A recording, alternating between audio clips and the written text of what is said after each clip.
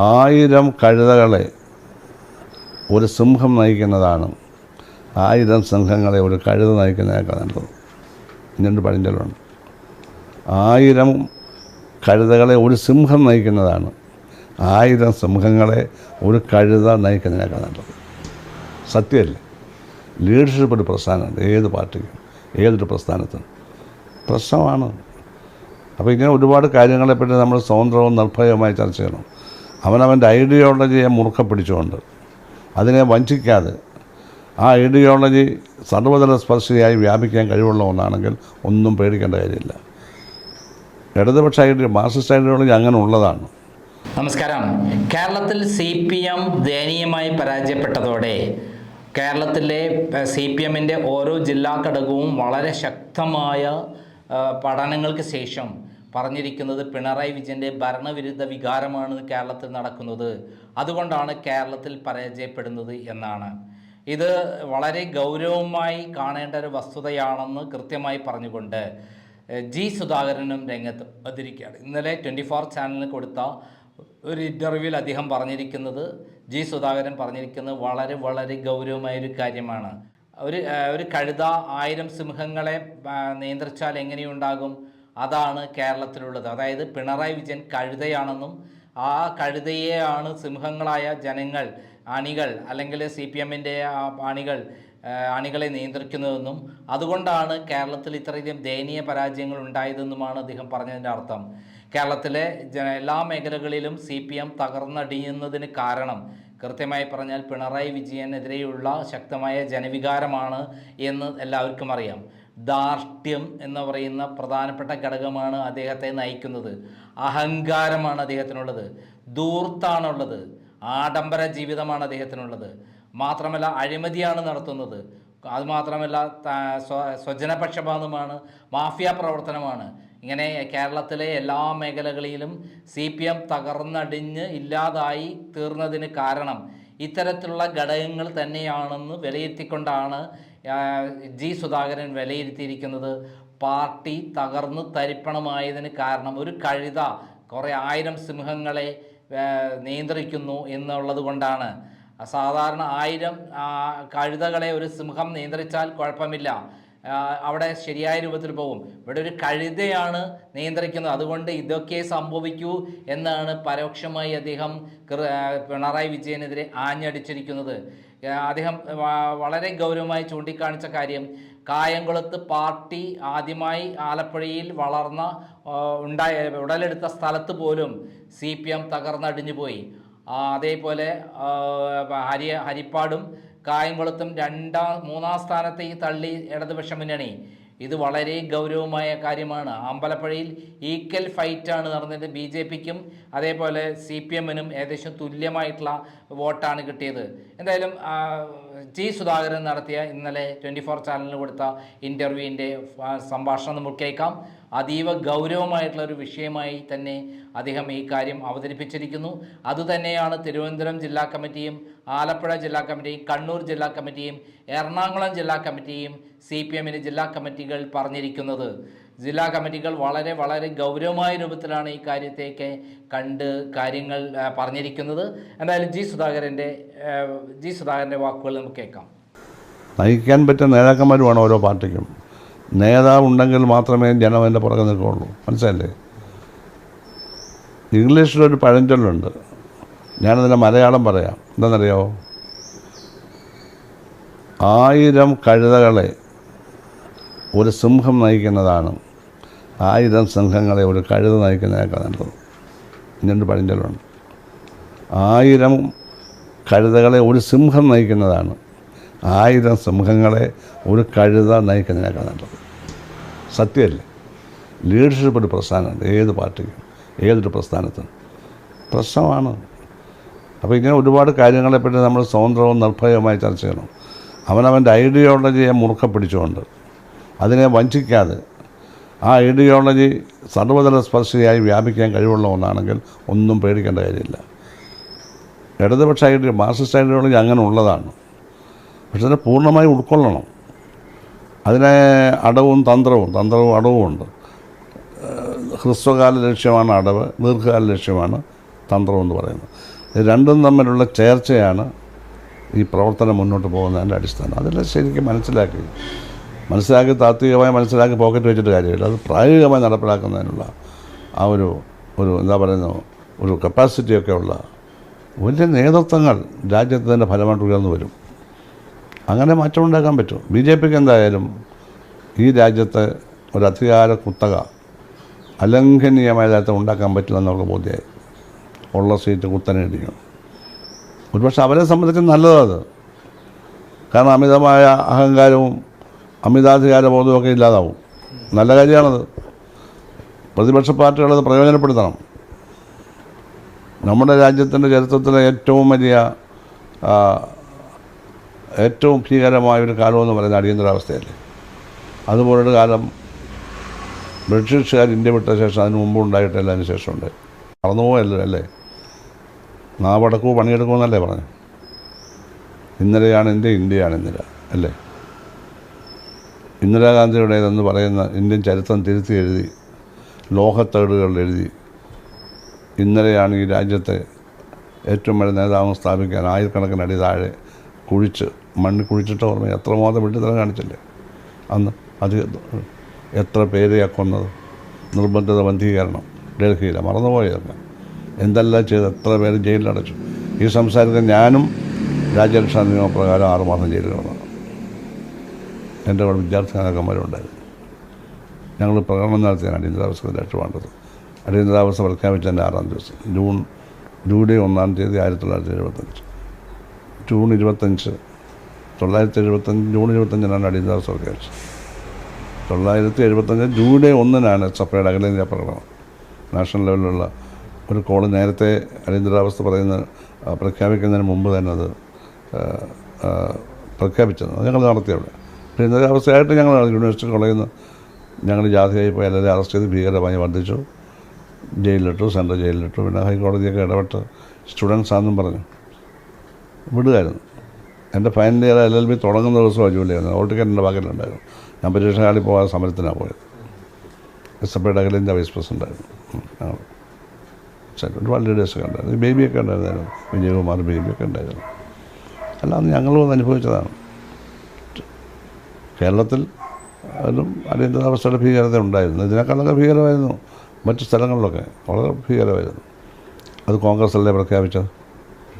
അവർക്കപ്പോൾ എങ്ങനെ ഏകാധിപത്യത്തെ ഇത് തെറ്റായിപ്പോയി ഇതുവരെ പറഞ്ഞിട്ടില്ലല്ലോ. അടിയന്തരാവസ്ഥ തെറ്റായിപ്പോയി ഇതുവരെ ദേശീയ കോൺഗ്രസ് കമ്മിറ്റി പറഞ്ഞില്ലല്ലോ. പറഞ്ഞില്ല. ഇപ്പോൾ ഇന്ദിരാഗാന്ധി സ്റ്റൈലിലല്ലേ പ്രിയങ്ക ഗാന്ധി നടക്കുന്നത്. ഇന്ദിരാഗാന്ധിയുടെ ഒരു മിനിയേച്ചറാകുന്ന മട്ടിലാണല്ലോ അവരുടെ ഒരു രൂപഭാവങ്ങളും ഒക്കെ. അപ്പോൾ അതാണ് ഞാൻ പറഞ്ഞത്. കോൺഗ്രസ് എന്ത് തിരുത്തിയെന്നാണ്. കോൺഗ്രസ് തിരുത്തണം, ഒരുപാട് തിരുത്തണം. കുറച്ച് മാറ്റങ്ങൾ ഉണ്ടായിട്ടുള്ളത് അത് പോരാ, തിരുത്തണം. അടിയന്തരാവസ്ഥ പ്രഖ്യാപിച്ചത് തെറ്റായി എന്നവർ വർക്കിംഗ് കമ്മിറ്റി കൂടി പ്രഖ്യാപിച്ചിട്ട് ഇറങ്ങണം. അപ്പോൾ അവർക്ക് ക്രെഡിബിലിറ്റി കിട്ടും. അതൊന്നും പറയുന്നില്ല. അത് കോൺഗ്രസിനെ ജനങ്ങൾ സംശയത്തോടു കൂടിയാണ് അധികാരത്തിൽ കയറുന്നതിനെ സഹായിക്കുന്നത്. കൈയയച്ച് അല്ലെങ്കിൽ ഇപ്പം കയറായിരുന്നല്ലോ. കാരണം ഫാസിസ്റ്റ് ഭരണമാണെന്നല്ലേ കോൺഗ്രസ് പറഞ്ഞപ്പോൾ നടക്കുന്നത് അല്ലേ. ഒന്നാമത് ഈ ഫാസിസം എന്താണ് എന്നുള്ളതിനെ സംബന്ധിച്ച് ഇൻ്റർനാഷണലായിട്ട് തന്നെ വ്യക്തതയുള്ളവരാണ് കമ്മ്യൂണിസ്റ്റുകാർ. ഫാസിസം അതായത് മുതലാളിത്തത്തിൻ്റെ രക്തരൂക്ഷിതമായ മുഖമാണ് ഫാസിസം ക്യാപിറ്റലിസത്തിൻ്റെ ഒരു വളരെ വികൃതമായൊരു ഡെവലപ്മെൻറ്റാണ്. ക്യാപിറ്റലിസം തന്നെയാണ് ഫാസിസം. അത് ക്യാപിറ്റലിസം വളർന്ന് ക്യാപിറ്റലിസത്തിന് മുന്നോട്ട് പോകണമെങ്കിൽ എതിർക്കുന്നവരെ ഒന്നും വെച്ചുകൊണ്ടിരിക്കാൻ പാടില്ല. നിരാശയായവർക്ക് ഈ നിലയിൽ കാരണം ജനാധിപത്യം ഉണ്ടായിരുന്നപ്പോൾ പാർലമെൻറ്റ് ഡെമോക്രസി അത് വെച്ചുകൊണ്ടിരുന്നാൽ ഞങ്ങൾക്ക് മുന്നോട്ട് പോകാനൊക്കത്തില്ല. അപ്പോൾ പാർലമെൻറ്റ് ഡെമോക്രസി നശിപ്പിച്ച് എതിർക്കുന്നവരെ മുഴുവൻ ഹിറ്റർ ചെയ്ത പോലെ കൊല്ല ചെയ്തതാണ്. അറസ്റ്റ് ചെയ്തും ഗ്യാസ് ചേമ്പറിലിട്ടും കൊല്ലുക, ഇതില്ല. എല്ലാവരെയും നിരോധിക്കുക. അങ്ങനെ യാതൊരു എതിർ ശബ്ദവും അനുവദിക്കാത്ത ഒരു വ്യവസ്ഥയ്ക്കാണ് ഫാസിസം എന്ന് പറഞ്ഞത്. ഇന്ത്യ അങ്ങനെയൊന്നും ആയിട്ടില്ല. അങ്ങനെ മോഡി കാണിക്കുന്ന ഒരു ജനാധിപത്യത്തിന് യോജിക്കാത്ത ഒരു കാര്യം ഉടനെ അത് ഫാസിസമാണെന്നല്ല, അത് ജനാധിപത്യവാദികൾ അവലംബിക്കാൻ പാടില്ലാത്തതും ഒരു ഫാസിസ്റ്റ് മണമുള്ളതാണത്. ഇപ്പം നമ്മൾ തീർത്തങ്ങ് പറയാറായിട്ടില്ലല്ലോ ഇപ്പം, ഇല്ലല്ലോ. യഥാർത്ഥത്തിൽ ഇവിടെ ഏറ്റവും വലിയ ക്രൂരമായൊരു കാലാവസ്ഥ കൊണ്ടുവന്ന ഇന്ദിരാഗാന്ധിയാണ്. ഇവിടെ ജനാധിപത്യം ഉണ്ടല്ലോ, ഭരണഘടനയ്ക്കൊന്നും ഒരു ഭേദഗതിയും വരുത്തിയിട്ടില്ലല്ലോ. ഭേദഗതി ഒന്നും വരുത്താൻ എളുപ്പമല്ല, അല്ല. കാരണം 3-2 ഭൂരിപക്ഷം ഇല്ലല്ലോ ഇപ്പം. അല്ല, 3-2 വേണം, ഇല്ലല്ലോ. ഇപ്പം 5 വർഷത്തേക്ക് അത് പേടിക്കാൻ വേണ്ട. അടുത്ത തവണയും 5 വർഷം കഴിഞ്ഞാലും അതൊന്നും വരില്ല. അതാണ് ജനങ്ങളുടെ ശക്തി. ആ ശക്തിയാണ് നമ്മൾ മനസ്സിലാക്കേണ്ടത്. കേരളത്തിൽ ശരിക്കും BJP വന്ന ഒരു രാഷ്ട്രീയ അനിവാര്യതയാണോ അതോ എന്താണ് സംഭവിച്ചത് കേരളത്തിൽ? BJP അവിടെ വന്നു എന്ന് പറഞ്ഞാൽ ത്രികോണ മത്സരത്തിൽ സുരേഷ് ഗോപി കൂടുതൽ വോട്ട് പിടിച്ചു എന്നതിന് അർത്ഥമുള്ളൂ. വേറെ വലിയ അർത്ഥമൊന്നുമില്ല. എത്ര 70,000 എത്രയാണ് ഭൂരിപക്ഷം? 60,000 ഇപ്പോൾ അത് കണ്ടല്ലേ അവിടെ ചെന്നിട്ട്. ഡൽഹിയിനകത്ത് ക്യാബിനറ്റ് മന്ത്രിയാക്കുക, എല്ലാവരും വിചാരിച്ച ക്യാബിനറ്റ് മന്ത്രിയാക്കുന്നത്. കേരളമല്ലേ, ക്യാബിനറ്റ് മന്ത്രിയാക്കിയില്ലല്ലോ. അപ്പോൾ കേരളത്തിലെ BJPയുടെ ഈ നേട്ടം നമ്മൾ ഉദ്ദേശിച്ചത്ര പ്രാധാന്യം അവർ കൊടുക്കുന്നില്ല. ഇവിടെ ഇങ്ങനെ BJP ഒരു സീറ്റ് നേടി, BJP സീറ്റ് ഇവിടെ മുഴുവൻ ചർച്ച ചെയ്തായിരുന്നല്ലോ. ആ പ്രാധാന്യം അവിടെ കൊടുത്തില്ലല്ലോ. അവിടെ കൊടുത്തിരുന്നെങ്കിൽ അദ്ദേഹം ക്യാബിനറ്റ് മന്ത്രിയായതിന്. കേരളത്തിന് ക്യാബിനറ്റ് മന്ത്രി കൊടുത്തില്ലല്ലോ. അതെന്തുകൊണ്ട്?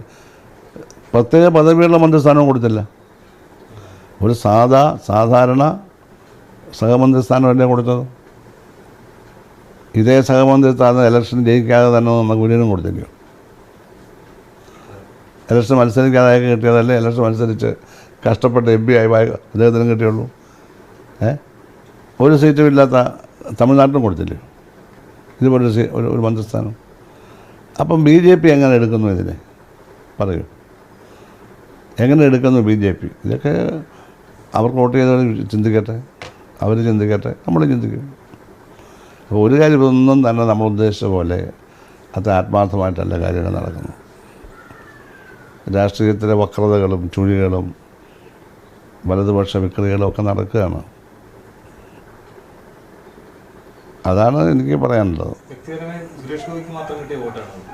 അല്ലല്ല, BJPയുടെ വോട്ടുണ്ടല്ലോ, എല്ലായിടത്തും ഉണ്ടല്ലോ. 15% അവർക്കുണ്ടല്ലോ. 15% വോട്ട് ഇത്തവണ 19 മൊത്തത്തിൽ കേരളത്തിൽ 5% കൂടിയല്ലേ വോട്ട്. അതിന് മേളിൽ കൂടി അവിടെ എവിടെ? അതുകൊണ്ടാണല്ലോ ജയിച്ചത്.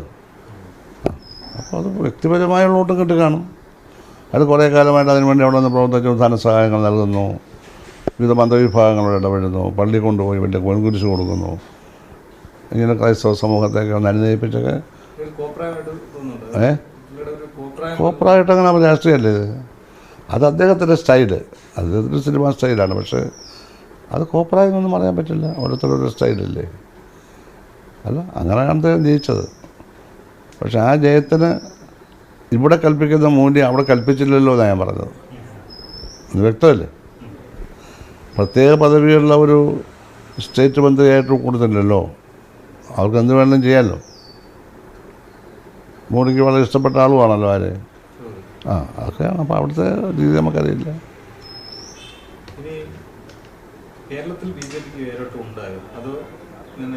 കേരളത്തിൽ BJPക്ക് മുമ്പേ വേരുണ്ട് ഇവിടെ. അവർക്ക് പിന്നെ പേരില്ലേ, എല്ലാ സ്റ്റേറ്റിലും വോട്ടില്ലേ അവർക്ക്. പേരെന്ന് പറഞ്ഞാൽ ഇപ്പോൾ വലിയ പ്രശ്നം നിൽക്കുന്നത് ഇവിടെ CPI കേരളത്തിൽ, അതിന് തൊട്ട് താഴെ നിൽക്കുന്ന കോൺഗ്രസും. ഇവരൊരു ചെറിയ ചെടിയായിട്ട് അവിടെ നിന്നില്ലേ, ഒരു കുറ്റച്ചെടിയായിട്ട് നിന്നല്ലേ ദീർഘകാലം ഇല്ലേ? ഒരു 10,000 വോട്ട് അസംബ്ലിയിൽ, 15,000 വോട്ട്, 25,000 വോട്ട്, 22,000 വോട്ട്, പലതരത്തിൽ വോട്ട് കിട്ടുമ്പോൾ അവന് പേരുണ്ടെന്നല്ലേ. അത് സ്ഥിരമായിട്ട് കിട്ടുന്നുണ്ടല്ലോ, ഒന്നും കിട്ടാതിരിക്കുന്നില്ലല്ലോ. ഇപ്പോൾ കുറച്ചുകൂടെ കൂടി ഇല്ലേ? ശോഭാ സുരേന്ദ്രൻ ഇവിടെ 3 ലക്ഷത്തിനടുത്ത് കിട്ടി. കഴിഞ്ഞ 1,85,000 കിട്ടിയുള്ളൂ. ഉണ്ടോ? ഇവിടെ വേറുണ്ടല്ലോ. വേരവർക്ക് എല്ലായിടത്തും ഉണ്ട്. ഇപ്പോൾ എല്ലാ പഞ്ചായത്തിലും ഉണ്ട്, മുനിസിപ്പാലിറ്റിയിലുണ്ട്, അവർക്ക് എല്ലായിടത്തും വേരുണ്ട്. പക്ഷെ തഴച്ചു വളർന്ന് ശാഖോപശാഖ അവൾ വടവൃക്ഷമാകാനുള്ള കാര്യത്തിൽ വിടില്ല. അത് ഈ കമ്മ്യൂണിസ്റ്റ് പ്രത്യയശാസ്ത്രം നിൽക്കുന്നതുകൊണ്ടാണ് ഇവിടെ. അത് ചുമ്മാതെ അടിച്ചേപ്പിച്ചാൽ ആൾ മരിച്ചുണ്ടാക്കിയതാണ്. ചോരയൊഴുക്കും ജീവത്യാഗം ചെയ്തുണ്ടാക്കിയതാണ്. എല്ലാ ജില്ലകളിലും രക്തസാക്ഷികൾ നിൽക്കുകയല്ലേ, കഷ്ടപ്പെട്ടോ. അവരൊന്നും നേടാൻ വേണ്ടി ചെയ്തതല്ല അവർക്ക് വേണ്ടി. അങ്ങനൊരു സ്ഥലമാണ് കേരളം. കായംകുളമല്ല, കേരളം. അതുകൊണ്ടാണ് കമ്മ്യൂണിസ്റ്റ് പ്രസ്ഥാനം ഈ പിന്നെ പോരാട്ടങ്ങൾ, പിന്നെ സാമ്പത്തികവും സാംസ്കാരികവുമായ നേട്ടങ്ങൾ ഉണ്ടായിക്കൊടുത്തു ജനങ്ങൾക്ക്. സർവ്വ സമുദായങ്ങൾക്കും ഒരുപോലെ ആശ്രയിക്കാവുന്നൊരു പാർട്ടി. വർഗീയതയില്ല. കേന്ദ്രത്തിൽ ആരധികാരത്തിൽ വന്നാൽ അവരുടെ തെറ്റുകൾക്കെതിരെ പോരാടും. ഇങ്ങനെ ഒരുപാട് വിശിഷ്ട ഗുണങ്ങളുള്ള ഒരു കമ്മ്യൂണിസ്റ്റ് ആശയം ഇവിടെ ഏതാണ്ട് 3/4 നൂറ്റാണ്ടായി കെട്ടിപ്പടുത്ത് അതിൻ്റെ പേരിലാണ് ഇവിടെ ഈ പറയുന്ന വലതുപക്ഷ ആശയങ്ങളുടെ ഇതിന് മൂടി വരാത്തത്, മൂടി വരാത്തത്. ആ ആശയങ്ങളെ ആത്മാർത്ഥമായും സത്യസന്ധമായും നീതിയായും ചരിത്രപരമായും പിന്തുടരുന്ന കാലത്തോളം പ്രസ്ഥാനം തലയുയർത്തി തന്നെ നോക്കും. കായംകുളത്തും ഹരിപ്പാടും ഒക്കെ CPM-ന്റെ വോട്ട് 3-ാം സ്ഥാനത്തേക്ക് പോയി. പ്രത്യേകിച്ച് ശക്തി കേന്ദ്രങ്ങളടക്കം KM-ന്റെ വോട്ട് കുറഞ്ഞു. അതിനെങ്ങനെ കാണുന്നത്? അതിൻ്റെ കാരണം പാർട്ടിക്ക് അടിസ്ഥാനപരമായി വോട്ട് ചെയ്യുന്ന ഒരു വിഭാഗം മാറി വോട്ട് ചെയ്തു. ഒരു വ്യക്തിയല്ല, കുറേ അധികം ആൾ വോട്ട് ചെയ്തു. ഒരു മൂവ്മെൻ്റായി. അങ്ങനെ വരുമെന്ന് ഞങ്ങളാരും പ്രതീക്ഷിച്ചില്ല. എല്ലാ പക്ഷവും വോട്ടിൻ്റെ പാറ്റേൺ നോക്കാൻ ആലപ്പുഴയില്ലേ മുസ്ലിങ്ങൾ എവിടെ കൂടുതലുണ്ടോ അവിടെയെല്ലാം വേണുഗോപാലിന് ലീഡ്. ഹിന്ദുക്കൾ എവിടെയാണോ ഭൂരിപക്ഷം അതിൽ ഒരുപാട് സ്ഥലത്താണ് ശോഭാ സുരേന്ദ്രൻ ലീഡ് വന്നത്. ക്രിസ്ത്യൻസ് എവിടെയുണ്ടോ നല്ലൊരു വിഭാഗമാണെങ്കിൽ അതും വേണുഗോപാലിന് ലീഡ്. അപ്പം ന്യൂനപക്ഷങ്ങൾ വാസ്റ്റ് മെജോറിറ്റി കോൺഗ്രസ്സിലേക്ക് വോട്ട് ചെയ്തു. ഇപ്പോൾ കായംകുളം തന്നെ എടുക്കാം. പത്തിയൂർ പഞ്ചായത്ത് എന്ന് പറഞ്ഞാൽ പാർട്ടി ഇവിടെ ആദ്യം ഉണ്ടായ സ്ഥലമാണ്. ഈ ജില്ലയിൽ തന്നെ ആദ്യം പാർട്ടി ഉണ്ടാകുമ്പോൾ പാർട്ടി ഉണ്ടായ സ്ഥലങ്ങളിലൊന്നാണ് ഈ പത്തിയൂർ. അവിഭക്ത പാർട്ടിയുടെ കാലമാണ്. അതൊരു 3 പഞ്ചായത്തിന് കപ്പാസിറ്റി ഉള്ളൊരു 60,000 ജനസംഖ്യ വരെ ഉണ്ടായിരുന്നു അവിടെ. 30,000-30,000 വോട്ടുണ്ടാവും. അങ്ങനത്തെ പഞ്ചായത്ത്. CPM തന്നെ 3-4 LC ഉണ്ട് ഒറ്റ പഞ്ചായത്ത്. ആ പഞ്ചായത്ത്. അപ്പോൾ ആ പഞ്ചായത്തിൽ ഒരു പാർലമെൻ്ററി ഇലക്ഷനിൽ ഒന്നായിരുന്ന പാർട്ടിയുടെ കാലം മുതൽ, പാർട്ടി പങ്കെടുത്ത കാലം മുതൽ കമ്മ്യൂണിസ്റ്റുകാർക്കല്ലാതെ ഈ തെരഞ്ഞെടുപ്പിൻ്റെ കാലം വരെ ആർക്കും ഭൂരിപക്ഷം കിട്ടിയിട്ടില്ല. പാർട്ടി ഡിവൈഡ് ചെയ്ത് കഴിഞ്ഞപ്പോൾ CPM-നായ ഭൂരിപക്ഷം. CPIക്ക് അവിടെ ചെറിയ ശക്തി അവർക്ക് കിട്ടും. ആദ്യമായിട്ടാണ് അവിടെ വലതുപക്ഷമെന്ന് മാത്രമല്ല അതിൽ എക്സ്ട്രീം വലതുപക്ഷമായിട്ടുള്ള BJP ഭൂരിപക്ഷം നേടി. പാർട്ടിയുടെ അടിസ്ഥാന വർഗം മാറിയെന്ന് അതിൻ്റെ അർത്ഥം. മാറിയത് തൽക്കാലത്തേക്കായിരിക്കും. സ്ഥിരമായി മാറാനുള്ള സാഹചര്യം ഉണ്ടെന്ന് എനിക്ക് തോന്നുന്നില്ല. തൽക്കാലത്തേക്കായിരിക്കും. അവർക്ക് അവിടുത്തെ മറ്റ് രാഷ്ട്രീയത്തെ മടുത്ത് കാണും. അത് അവിടുത്തെ പ്രത്യേകതയാണ്. അവിടെ നേതൃത്വം കൊടുത്തവരാണ് സമാധാനം പറയേണ്ടത്. അവിടെ നേതൃത്വം കൊടുത്തവർ സമാധാനം പറയണം. അല്ലാതെ എല്ലായിടത്തും അതില്ലല്ലോ. അവിടെ അതുണ്ടായി, ചെട്ടികളങ്ങര ഉണ്ടായി, ഇതാ ഈ പുന്നപ്ര ഈ പഞ്ചായത്തിലുണ്ടായി, പുന്നപ്ര ഈ പഞ്ചായത്തിൽ കേട്ടുകേഴ്വിയുണ്ടോ? എന്താ സംഭവിച്ചത് ഇവിടെ? ഇവിടെയൊക്കെ ഉണ്ടായി. നിരവധി പഞ്ചായത്തുകളുണ്ടായി. അത് ചിലപ്പോൾ ജാതിബോധമായിരിക്കും. ജാതിയും മതമൊക്കെ ഉള്ളൊരു സമൂഹത്തെ ജാതിയും മതമൊക്കെ അതിനെല്ലാം അതിജീവിച്ച് രാഷ്ട്രീയമായും പ്രത്യയശാസ്ത്രമായും വോട്ട് ചെയ്യിച്ചത് കമ്മ്യൂണിസ്റ്റുകാരല്ലേ? അല്ലേ? ജാതിയും മതമൊക്കെ മാറ്റി വെച്ച് അതിൻ്റെ കമ്മ്യൂണിസ്റ്റുകാർ വോട്ട് ചെയ്യുന്നത്. കമ്മ്യൂണിസ്റ്റ് സ്ഥാനാർത്ഥികൾ ജാതി മതം നോക്കി പണ്ട് വോട്ട് ചെയ്യാറില്ലല്ലോ ആരും. ഉണ്ടോ? സ്ഥാനാർത്ഥി ഏതെങ്കിലും ഒരു ജാതിയിലോ മതത്തിലോ മാത്രം പെട്ട ആളല്ലേ, ജനിച്ചു പോയില്ലേ. ആ ജാതിയ മതം ഉയർത്തിപ്പിടിക്കുന്നില്ലെങ്കിലും ജനിച്ചത് അങ്ങനെയാണ്, നമ്മുടെ വ്യവസ്ഥ ഏതാണ്. പക്ഷേ എല്ലാവരും വോട്ട് ചെയ്ത് ജയിപ്പിക്കുന്നു. അതിന് വ്യത്യാസം വരുന്നത് എങ്ങനെ ഇവിടെ?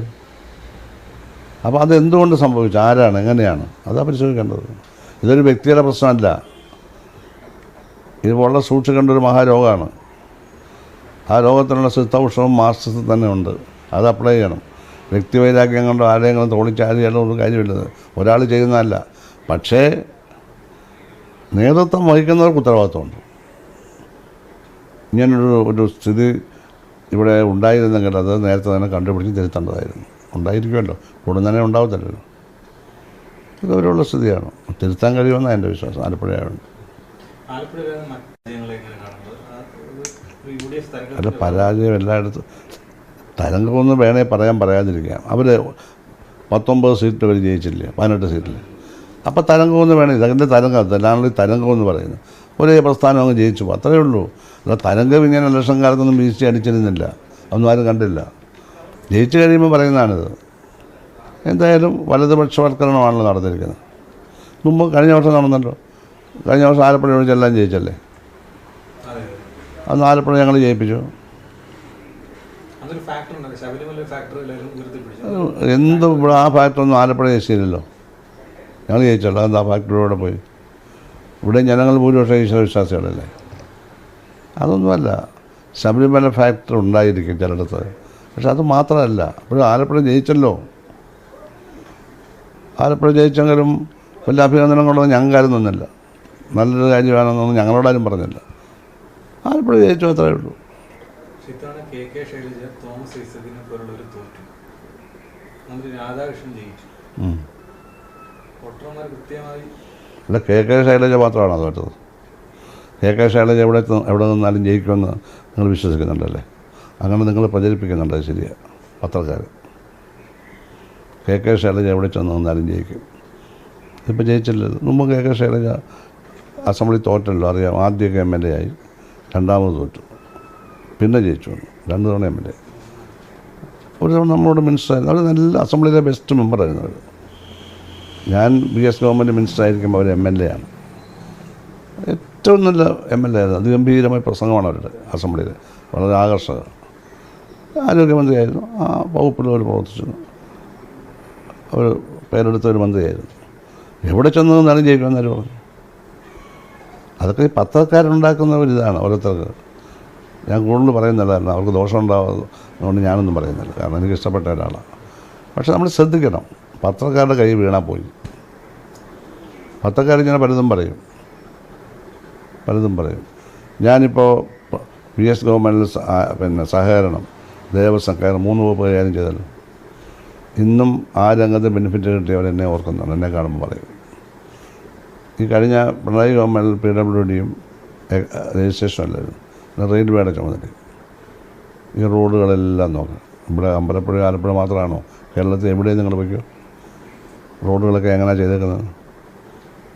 500ഓളം പാലങ്ങളല്ലേ അന്ന് ഡിസൈൻ ചെയ്തത്. 100 ഉദ്ഘാടനം ചെയ്ത് കഴിഞ്ഞു. ഇനിയും കിടക്കുകയാണ്. പണിയുന്നതെല്ലാം എന്നുള്ള പുതിയൊരെണ്ണം പോലുമില്ല. പണിയുന്ന മുഴുവൻ പാലങ്ങളും എന്നുള്ളത് 100 കോടിയുടെ പാലം പെരുമ്പടം തീരാൻ പോണതേ ഉള്ളൂ, തീർന്നിട്ടില്ല. അങ്ങനെ നിരവധി പാലങ്ങൾ പണിയുണ്ട്. 300ഓളം എണ്ണം ഫോളോ അപ്പ് ചെയ്തിട്ടുണ്ട്. ഏതെങ്കിലും ഗവൺമെൻറ് കാലത്ത് 500 പാലം ഡിസൈൻ ചെയ്തിട്ടുണ്ട്? 50 വർഷം കൊണ്ട് ഡിസൈൻ ചെയ്തിട്ടില്ല. ഇതെങ്ങനെ നടന്നു? ഏതെങ്കിലും പത്രക്കാരൻ അന്വേഷിച്ചോ? എങ്ങനെ നടന്നു ഇത്? ഞാൻ എഞ്ചിനീയറൊന്നുമല്ല, ഞാൻ സാഹിത്യമാണ് പഠിച്ചത്. MA വരെ ഇംഗ്ലീഷ് സാഹിത്യം പഠിച്ചു, പിന്നെ മലയാളം. അതൊരു ഭരണമായിരുന്നു. ഞങ്ങൾ കുറേയധികം പേരുണ്ട്. എൻ്റെ ഒപ്പൻ്റെ കാര്യം ഞാൻ പറഞ്ഞത്. ആ റോഡും പാലമെല്ലാം കണ്ടല്ലേ ജനം വോട്ട് ചെയ്തത്. 2020 കഴിഞ്ഞ ഇലക്ഷനിൽ വോട്ട് മുഴുവൻ വീണത് ഈ അടിസ്ഥാന വികസനത്തിനും മൊത്തത്തിൽ വിദ്യാഭ്യാസം, ആരോഗ്യമെല്ലാം വന്ന പൊതുമാറ്റം. പക്ഷെ എന്നാലും ജനങ്ങൾ കാണുന്നത് ഈ അടിസ്ഥാന വികസനമല്ല, റോഡും പാലമല്ലേ പെട്ടെന്ന് കാണുന്നത്. മറ്റേ സ്കൂളും ആരോഗ്യം എല്ലാം വന്നിട്ടുണ്ട്, ഇല്ലെന്ന് പറയല്ല. എല്ലാ വകുപ്പും, കൃഷി വകുപ്പ് നന്നായിരുന്നല്ലേ? ഏത് വകുപ്പ് മോശമായിരുന്നു? സിവിൽ സപ്ലൈസ് ഒരു വകുപ്പ് മോശമില്ലായിരുന്നു. ധനകാര്യ വകുപ്പ് നന്നായിരുന്നില്ല. ധനകാര്യ വകുപ്പൊക്കെ അയാൾ നന്നായിട്ട് നോക്കിയില്ല. ഞാൻ പറഞ്ഞ അതിൻ്റെ പേരിലാണ് ഈ സർക്കാർ വന്നതെന്ന്. അത് പാർട്ടി അംഗീകരിച്ചതാണ് അല്ലേ? അപ്പം ആ കാര്യങ്ങൾ എടുത്തു പറഞ്ഞ് MLA സംസാരിക്കുന്നില്ലല്ലോ. കഴിഞ്ഞ ഗവൺമെൻറ്റുകാരുടെ നേട്ടങ്ങൾ പ്രസംഗത്തിൽ 5 മിനിറ്റ് പറയണ്ടേ? ആരെങ്കിലും പറയുന്നുണ്ട്? ഇപ്പം നിങ്ങൾക്കൊന്ന് കാണിച്ചാൽ എവിടെയെങ്കിലും പറയുന്നുണ്ടോ? പറയുന്നില്ല. അത് നിർത്തിയതോടുകൂടി ചരിത്രം പോയി. കഴിഞ്ഞ പാർലമെൻറ്റ് ഇലക്ഷനിൽ ആരിഫ് ഇവിടെ ജയിച്ചപ്പോൾ ഈ ബൈപ്പാസ് പണിഞ്ഞ് പൂർത്തിയാവായി കിടക്കുക. ബൈപ്പാസല്ലേ പണിഞ്ഞ് പൂർത്തിയാവുന്ന സമയമാണ് ഓട്ടത്തില കിട്ടിയതവിടെ. ഈ വികസനം മുഴുവൻ നടന്നു. അപ്പോൾ കേന്ദ്രവുമായി ബന്ധപ്പെട്ടുള്ള ബൈപ്പാസ് ആയതിനൊക്കെ ആരിഫിൻ്റെ നല്ല പിന്തുണ ഉണ്ടായിരുന്നു. ഞങ്ങൾ പ്രസംഗിക്കുകയാണ്. ആരിഫ് പണിഞ്ഞെന്നല്ല, കാരണം സ്റ്റേറ്റ് ഗവൺമെൻറ് ആണ് PWD പണിഞ്ഞത്, ഞാനാണ് പണിഞ്ഞത്. 50% പൈസയുള്ള അവിടെ. അവർക്ക് വേറെ ഒരു കാര്യം 50% പൈസ തന്നു. വേറെ കേന്ദ്രത്തിൻ്റെ ഒരു കാര്യമില്ല. ഇവിടെ ഒരു ഗഡ്ഗർ, അതായത് റെയിൽവേയുടേത്, അതവർ മാറ്റിയില്ല. അവസാനം 7 കോടി രൂപ ഞാൻ കെട്ടിവെച്ചിട്ടാണ് PWD കെട്ടിവെച്ചിട്ടാണ് മാറ്റി തന്നത്. കേന്ദ്രം വഴങ്ങിയില്ല, ഒക്കെ ഫൈറ്റ് ചെയ്തു. ഞാൻ പറയുകയാണ്. അപ്പോൾ അതിൻ്റെ എല്ലാം ബെനിഫിറ്റ് ആരിഫിന് കിട്ടി. കാരണം ഞങ്ങൾ ആരിഫിൻ്റെ സഹായം ഉയർത്തി പറയും. മനസ്സിലായില്ലേ? അതാണ് പറയേണ്ടിടത്തോളം പറയണം. അങ്ങനെ ചരിത്രത്തെ മുൻനിർത്തി വേണം സംസാരിക്കാൻ. അപ്പോൾ ഞാനൊരു വികസനത്തെപ്പറ്റി സംസാരിക്കുമ്പോൾ EMSൻ്റെ 57 മുതൽ പ്രസംഗിക്കും. കാരണം AC റോഡ് പണിഞ്ഞത് EMS ആണ്. അതിന് മുമ്പ് AC റോഡില്ല. അത് പ്രശ്നമില്ല. എത്ര പേർക്കറിയാം? ആർക്കറിയാം കുട്ടനാട്ടിൽ? EMS ആണ് AC റോഡ് പണിഞ്ഞത്. അറിയാമോ? ആദ്യത്തെ പാലങ്ങളൊക്കെ പണിഞ്ഞ EMSൻ്റെ കാലത്താണ്. ഇപ്പം നമ്മൾ 1000 കോടി കഴിഞ്ഞ പിണറായി ഗവൺമെൻറ് 1000 കോടി രൂപ മുടക്കാണ് AC റോഡ് ഉയർത്തുന്നത്. ഞാൻ കൈകാര്യം ചെയ്യുന്നത് PWD വകുപ്പാണ് പൈസ കൊടുത്തിരുന്നത്.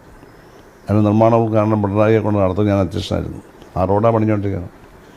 അമ്പലപ്പുഴ തിരുവിതാംകൂർ റോഡ് 171 കോടി രൂപ മുടക്കി കിഫ്ബിയിലെ 2017 ആദ്യത്തെ റോഡ് PWD പണിഞ്ഞത്. ഇവിടെ സ്പിന്നിങ് മില്ലേ EMSൻ്റെ കാലത്ത് ബിർളയെ കൊണ്ട് ജയിച്ചതല്ലേ. KSTP ഇതുപോലുള്ള ഫാക്ടറി സ്ഥാപനങ്ങൾ. അങ്ങനെ ചരിത്രപരമായ പഴയ കാര്യമൊക്കെ പറയും. പിരിച്ച ഭൂമി എല്ലാവർക്കും കൊടുത്തത്, നല്ല പാവപ്പെട്ടതിന് ഭൂമി കിട്ടിയത്, കുടികിടപ്പ് കൊടുത്തത്. ഇതെല്ലാം പറഞ്ഞാണ് ഇന്നിപ്പോൾ ഭൂരിഷ്കാലത്തൊന്നും വലിയ പ്രസക്തിയിലാണ്. ഭൂമിയെല്ലാം ഇതിലുണ്ടെങ്കിൽ ഇനി അടിസ്ഥാന വികസനം ഇതാണ് ഞങ്ങൾ നടത്തിയിരിക്കുന്നത്. ഞാൻ പറഞ്ഞ വികസനത്തിൻ്റെ ഒരു സ്ട്രാറ്റ തന്നെ കെട്ടിപ്പോകും. ആർക്കും തൊടാനൊക്കത്തില്ല. ഓട് വീഴും. ഇത്രയും വികസന പ്രവർത്തനം ഒന്നാം പിണറായി സർക്കാരിൻ്റെ കാലത്തുണ്ടായി. രണ്ടാം പിണറായി സർക്കാർ പൂർത്തീകരിക്കാറായി. സംസ്ഥാനത്ത് ഒരു ഭരണവിരുദ്ധ വികാരമുണ്ടോ? എനിക്കറിയില്ല. ഭരണവിരുദ്ധ വികാരം എന്ന് പറയുന്നത് ഉണ്ടോയെന്ന് എനിക്ക് പറയാൻ പറ്റില്ല. ഭരണത്തെപ്പറ്റി വിമർശനങ്ങളൊക്കെ ധാരാളമുണ്ട്, ഇല്ലെന്നൊന്നും പറയാൻ പറ്റില്ല. ഭരണവിരുദ്ധ വികാരമായി തലയടിക്കുന്നുണ്ടോ എന്നുള്ളത് എനിക്കതൊരു ഒരു വാചകമായിട്ട് പറയാൻ പറ്റില്ല. നമ്മൾ പത്രക്കാർ മൊത്തം എഴുതല്ലേ. ആരെങ്കിലും അല്ല പ്രസ്ഥാനത്തെയും ഗവൺമെൻറ്റിനെയും എതിർക്കുന്നവരും അനുകൂലിക്കുന്ന ചിലരും പറയുന്നുണ്ട്. പിണറായി വിജയൻ്റെ മാത്രം തലയ്ക്ക് അങ്ങനെ അവർക്ക് എന്ത് കാര്യമായാലും അങ്ങനെയൊന്നും ആരും വെച്ചിട്ടില്ല. അങ്ങനെ വെക്കാനൊക്കില്ല. പിണറായി വിജയനെ മാത്രമായിട്ട് അങ്ങനെ കരുതേണ്ട കാര്യം എന്താ? ഒരാൾ വിചാരിച്ചാൽ ഒരു സംസ്ഥാനത്തിൻ്റെ ജനങ്ങളെ മുഴുവൻ അടക്കി നിർത്താൻ പറ്റും? അങ്ങനെയൊന്നും പറ്റില്ല. ഇവിടെ മുഖ്യമന്ത്രിമാർ ഒരുപാട് പേരുണ്ടായില്ലേ. എൻ്റെ അവസാനത്തിലാണല്ലേ പിണറായി വിജയൻ. നായനാരുണ്ടായില്ലേ? പിണറായി വിജയൻ്റെ നേതാവല്ലേ. VS പിണറായി സാഹിബിൻ്റെ നേതാവല്ലേ. അച്യുതമേനോൻ, PK വാസുദേവൻ നായർ, കരുണാകരൻ, പിന്നെ ആരൊക്കെയാണ്? പട്ടംതാണുള്ള CH മുഹമ്മദ് കോയ. അല്ല, ഇവരെല്ലാം ഇവിടെ മുഖ്യമന്ത്രിമാരായി. ഇനി ആരൊക്കെ ഉണ്ട്? കരുണാകരൻ പറഞ്ഞില്ലേ ഉണ്ട്. ആൻ്റണി, ഉമ്മൻചാണ്ടി, ഇവരൊക്കെ മുഖ്യമന്ത്രിമാരായവരല്ലേ. പിണറായി സാഹിബ് അവസാനം മുഖ്യമന്ത്രി. അപ്പോൾ അദ്ദേഹത്തെ മാത്രം എന്തിനാണ് പറയുന്നത്? വീഴ്ചയുണ്ടെങ്കിൽ ഞങ്ങൾക്ക് പറയാം. വരണ്ടെന്ന് ആര് പറഞ്ഞു? പറഞ്ഞാലെന്താ? പേടിച്ച് പറയത്തില്ല. ആരെ പേടിച്ചാൽ? എന്തിനു പേടിക്കണം? എന്തിനാ പേടിക്കുന്നത്? ജനാധിപത്യം എന്ത് പേടി? ഇങ്ങനെ പറയുന്നവരെ സൂക്ഷിക്കണം. സ്വാർത്ഥന്മാരാണ് പേടിച്ച് പറയത്തില്ല എന്ന് പറയുന്നത്. അവർക്കെന്താ കാര്യം സാധിക്കാനുണ്ട്? ഇവരൊന്നും ഒരു ബഹുമാനം എനിക്കില്ല. വിമർശിക്കുന്നവരെക്കാൾ പുച്ഛിക്കുന്നത് പേടിച്ച് ഞങ്ങൾ പറയുന്നില്ല എന്ന് പറയുന്നവർ, അവരാണ് കള്ളന്മാർ. അങ്ങനെ കള്ളം പറയുന്ന രാഷ്ട്രീയക്കാരുടെ എണ്ണം കൂടി. ഞാൻ പേടിച്ച് പറയുന്നില്ല. പേടിച്ചല്ല, കാര്യസാധ്യത്തിനാണ്. മനസ്സിലായില്ലേ? ജനാധിപത്യത്തിൽ ഏതൊരു കാര്യം സത്യമായിട്ട് പറയാം. വിശേഷിച്ച് നമ്മുടെ പ്രസ്ഥാനത്തിന് ഗുണമുള്ളതാണ് പറയണം. കാരണം പ്രസ്ഥാനം എല്ലാത്തിനും മുകളിലല്ലേ. അങ്ങനെയൊക്കെ ചിന്തിക്കുന്ന പ്രവർത്തകർ വളർന്നു വരണം. അതിന് കുറച്ച് കുറവുണ്ടായിട്ടില്ലേ? അതുകൊണ്ടാണ് ഈ പ്രശ്നങ്ങൾ ഉണ്ടാകുന്നത്. അല്ല, എങ്ങനെ ഈ LC എങ്ങനെ ഇല്ലാതാവുന്നത്? ഞങ്ങളുടെ ഈ പ്രദേശത്ത് എങ്ങനെ ഭൂരിപക്ഷം ഇല്ലാതാവും? പറ. അപ്പം അതൊക്കെ പരിശോധിക്കണം. പാർട്ടിയുടെ രേഖയിൽ തന്നെ പറയുന്നുണ്ട്, വോട്ട് പിടിക്കാൻ പോകുന്നത് ആ വീട്ടിലെ വോട്ട് കിട്ടുന്നവർ മാത്രമേ അവിടെ പോകാവുള്ളൂ. അങ്ങനെയാണോ പോകുന്നത്? ഇപ്പം ആ വീട്ടിൽ ചെന്നാൽ അവർ വോട്ട് ചെയ്യുമെന്ന് ഉറപ്പുള്ളവർ മാത്രമേ പോകാവൂ. ഇപ്പം അങ്ങനെയാണോ പോകുന്നത്? ഇപ്പം അങ്ങനെയുള്ളതൊന്നുമല്ല. അപ്പം ഇതൊക്കെ പരിശോധിക്കണം. ഇതെല്ലാം പാർട്ടി പറഞ്ഞിട്ടുള്ള കാര്യമാണ്. ആ പറഞ്ഞത് മനസ്സിലാക്കി പ്രവർത്തിച്ചാൽ മതി. ഇപ്പം പാർലമെൻറ്റ് ഇലക്ഷനിൽ മുമ്പും പോയിട്ടുണ്ട് സീറ്റ്. 977 അസംബ്ലി ഇലക്ഷനിൽ ആലപ്പുഴ ജില്ലയെ ഒറ്റ സീറ്റും ജയിച്ചില്ല. അറിയാമോ? അടിയന്തരാവസ്ഥ കഴിഞ്ഞ് ഒറ്റ സീറ്റ് ജില്ല ജയിച്ചില്ല. അന്ന് 14 സീറ്റുണ്ട്. കാരണം പത്തനംതിട്ട ജില്ല ആയില്ലെന്ന്. തിരുവല്ല താലൂക്ക് ഇങ്ങോട്ടായിരുന്നു. 3 സീറ്റ് അവിടെ കിടപ്പുണ്ട്. അന്ന് പന്തളമൊക്കെ ഇവിടെയായിരുന്നു. അന്നത്തെ പന്തളമില്ല. അന്നത്തെ പന്തളം സീറ്റ്, തിരുവല്ല സീറ്റ്, കല്ലൂപ്പാലൊക്കെ ഇവിടെയായിരുന്നു. ആറുമുളയൊക്കെ ഇവിടെയായിരുന്നു. ആ 14 0 ആയിരുന്നു ഞങ്ങൾക്ക്. പാലക്കാട് ജില്ലയും 0 ആയിരുന്നു 77. പാർലമെൻറ്റിൽ ഇവിടുത്തെ എല്ലാ സീറ്റും, മാവേലിക്കരയും സീറ്റും ഇവിടെ ബാലൻസാവാ തോറ്റത്. അത് കഴിഞ്ഞെല്ലാം പിടിച്ച് കയറിപ്പോൾ ഞങ്ങൾ 9-8 സീറ്റുണ്ട് ഇവിടെ. LDFിന് 9-8. കഴിഞ്ഞ തവണ MP ഉണ്ടായിരുന്നു ഇവിടെ. അവരിപ്പോൾ സുജാത അവിടെ ജയിച്ചു മാവേലിക്കര. അപ്പോൾ ഇതൊക്കെ മാറിയിട്ടുണ്ട്. ഇനിയും മാറും. അതിന് നല്ലപോലെ ചരിത്രപരമായി പഠിച്ച് കാര്യങ്ങൾ മനസ്സിലാക്കി എങ്ങനെയാണ് ജനഹൃദയത്തിൽ കിടക്കേണ്ടത്, അതിന് പറ്റിയ പ്രവർത്തകരെ വാർത്തെടുത്ത് ആർക്കെങ്കിലും അപാകതയുണ്ട് അവരെയൊക്കെ അങ്ങോട്ടും ഇങ്ങോട്ടൊക്കെ മാറ്റി തിരുത്തിച്ചൊക്കെ അങ്ങ് പോയാൽ മതി എന്നാണ് എൻ്റെ വിശ്വാസം. ഞാനിപ്പോൾ സംഘടനാപരമായി ഒന്നുമില്ല, ഞാൻ പാർട്ടി മെമ്പർ മാത്രമാണ്. ഞാനിപ്പോൾ 64 വർഷമായി പാർട്ടി മെമ്പറാണ്. വളരെ സ്കൂളിൽ പഠിക്കുന്ന കാലത്ത് പാർട്ടി മെമ്പർഷിപ്പ് എടുത്തതാണ്, മനസ്സിലായില്ലേ. പിന്നെ പാർലമെൻറ്റ് സ്ഥാനങ്ങൾ, പക്ഷേ പാർട്ടി മെമ്പറാണ്. ഞാൻ 60-70ഓളം യോഗങ്ങൾ പ്രസംഗിക്കാൻ പോയി. അമ്പലപ്പുഴയും കായംകുളം ഒഴിച്ച് അവിടെ പോയില്ല, ബാക്കി എല്ലായിടത്തും പോയി ക്യാമ്പയിൻ നടത്തി. അധികം ക്യാമ്പയിനൊന്നും അതുപോലെ നടന്നിരുത്തമാണ്. വേറെ അധികം പേരങ്ങനെ ക്യാമ്പയിൻ പോലെ പ്രസംഗിച്ച് ഞാൻ കണ്ടില്ല. അങ്ങനെയൊക്കെ അത് രണ്ടിടത്തും ഞാൻ പോയില്ല, ബാക്കി എല്ലായിടത്തും പോയി. ബാക്കി 5 7 സീറ്റല്ലേ, പള്ളിയെ പോലെ അരൂർ അടുത്ത് പ്രസംഗിക്കാനൊന്നും പോയില്ല. പ്രസംഗിക്കാൻ ഈ പരിപാടിയൊന്നും വെച്ചില്ലല്ലോ അവിടെ. പ്രത്യേകിച്ച് പരിപാടി അവിടെ വെച്ചാൽ അവിടെ ഞാൻ പോയില്ല. വേറെ പ്രത്യേകിച്ച് കാര്യമൊന്നുമില്ല.